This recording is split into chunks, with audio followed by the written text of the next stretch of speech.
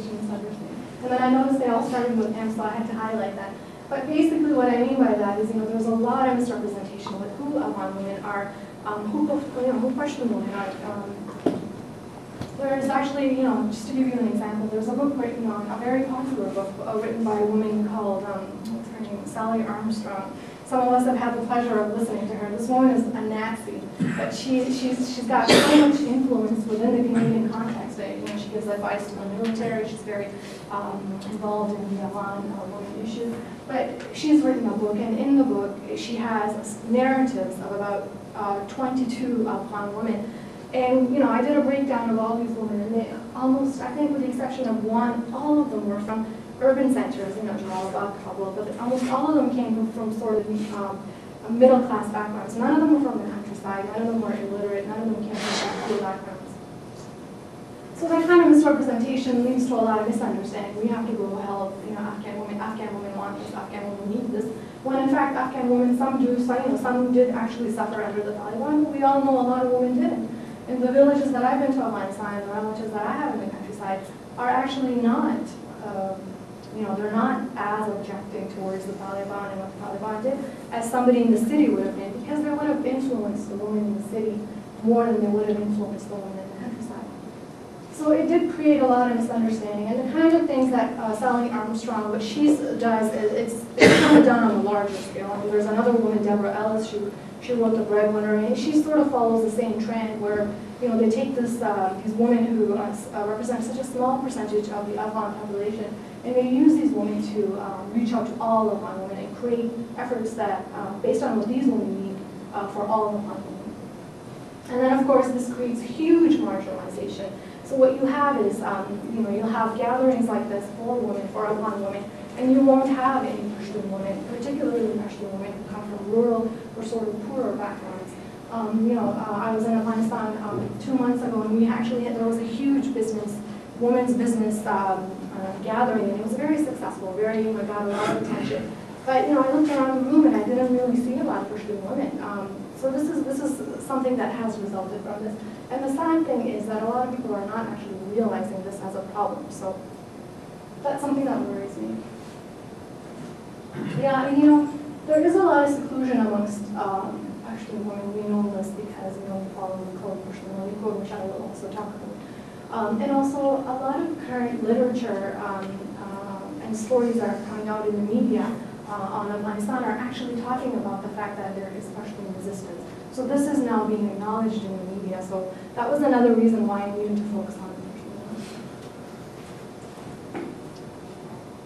Very briefly, Afghanistan has always had informal education. I think most of us have grandparents who did, grandmothers who did Islamic, learnings at home, went to local mobile. It's different in every context. My mom's village, they had a teacher who would come and teach all the little girls until the age of 10, 12, and that's how they would learn. And at the age of, I think, 13, you stopped.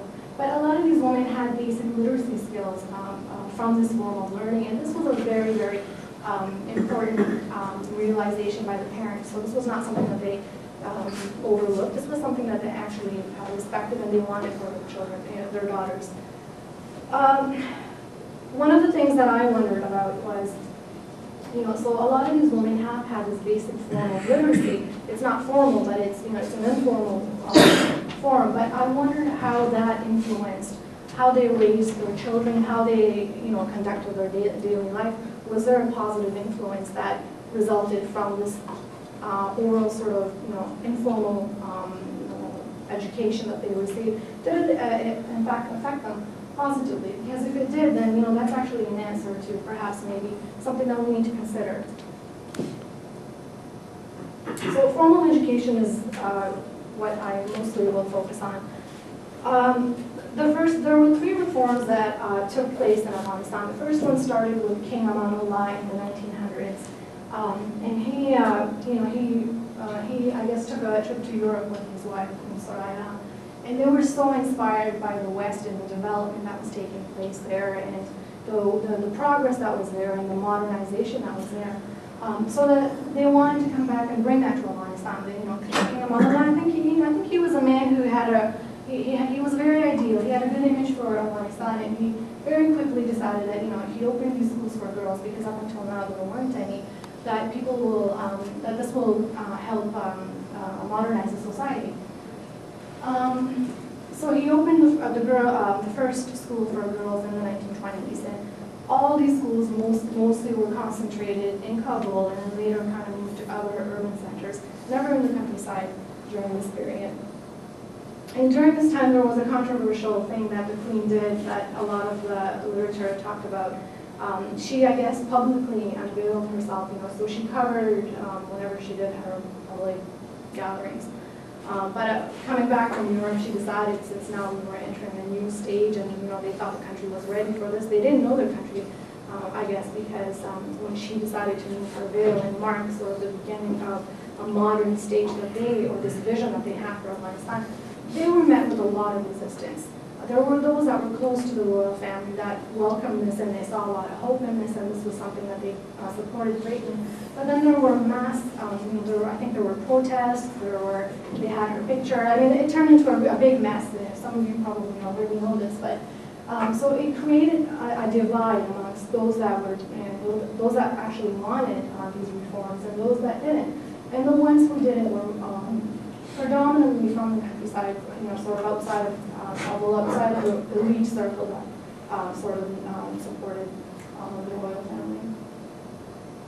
And then what I think that did was that left that divide, but it kind of stayed over the years, but it was sort of, it wasn't really like the kingdom did not, the royal family did not go into the countryside and try to challenge what the local people were doing, at least not on a mass sort of persistent scale.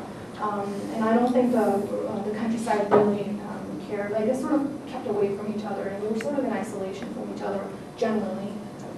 And I do understand there must have been, minor mixes here and there, but generally speaking, that's what happened. And that divide is noted in literature. If you talk about the fact that the modernists, this very small elite, was on one side, and the master traditionalists were on the other side. And then the second big reform happened during the Soviet reform. This was the first time that the state had decided that they were going to eradicate illiteracy. I think at this point the country had 90% illiteracy, and in the countryside only 3% of women, perhaps less, were educated. So clearly education was lacking, and this particular government decided that it could not ignore it anymore. So it made it a priority within their agenda to eradicate illiteracy. And one way that they did this was through these courses that they called courses de Sawadee, which were courses for the illiterates. And these were, from what my mother has told me, they were courses, in the villages where people were sort of, in the beginning they were encouraged to attend, but then later on you didn't really have an option, you sort of had to go. And from what I have read, people were forced to attend as well. Men and women were kind of forced to sit together, and again, this was not in line with local cultures. And this resulted in massive rural resistance. So the rural population strongly opposed, and they viewed these efforts with great suspicion. And they sort of rebelled, and then the war started, and we saw what happened. And the first thing I remember when the war started was the religious Mujahideen, when they came to power. The first thing that they attacked were these schools. So these places were really seen by these people as, almost synonymous with the communists and what the Soviets were doing. So during this time, yes, there is acknowledgement of rural resistance. Now we come to the present, and now it's, the Western backed reform. So now our state, I showed you the Constitution where for the first time women are actually included, and now our government is realizing that, we cannot move forward without educating the women. So education of girls and women is a huge priority, and there's a lot of money that is going into the country that focuses specifically on education. And also, of course, I'm not the only one who argues this. This is a huge argument, is this whole idea of using the woman and the education of women as an attack and a justification for the war in Afghanistan. And I definitely agree that this is the case. So what we have now is, whereas in the past, the resistance was